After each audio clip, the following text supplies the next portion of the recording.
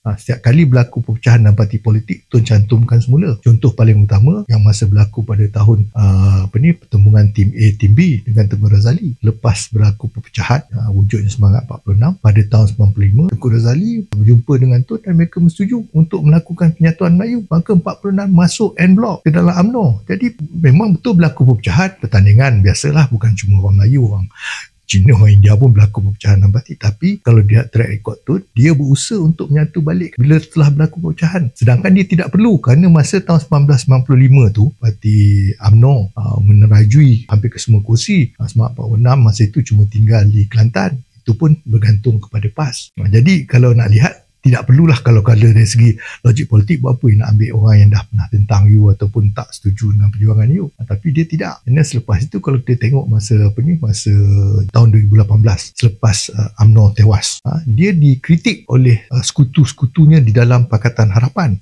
DAP, malahan PKR mengutuknya kerana pergi hadir di Kongres Maruah Melayu yang mereka kata itulah yang punca membawa kepada Sheraton. Kenapa dia pergi pada itu sedangkan dia sudah selesa dengan gabungan DAP, kerana jiwanya masih tetap mengenai Melayu. Kerana pada dia, masa dia menentang UMNO, ia satu keperluan. Kerana UMNO sudah lari daripada hala tuju yang sebenar, berlaku kes 1MDB dan sebagainya. Tapi setelah dijatuhkan UMNO, perkara yang paling utama untuk dia adalah macam mana nak kuatkan balik kedudukan orang Melayu ni. Kenapa dia nak kuatkan kedudukan orang Melayu? Kerana pada dia, cuma bila orang Melayu itu kuat, leverage dan bargaining powernya dalam kerajaan bertambah kuat demi untuk kepentingan orang Melayu. Jadi pada saya, dia tak pernah timbul dari segi kata perpecahan sebab dia apa semua. Ya, ada berlaku perpecahan politik, tapi usahanya selepas itu adalah untuk menggabungkan. Perpecahan itu berlaku kerana terdapat elemen-elemen di mana orang Melayu lupa diri, makan rasuah, curi duit dan sebagainya. Jadi kalau tidak dijatuhkan, akan berterusanlah kita ada pemimpin Melayu yang mungkin Melayu bersatu padu, tetapi di bawah kepimpinan yang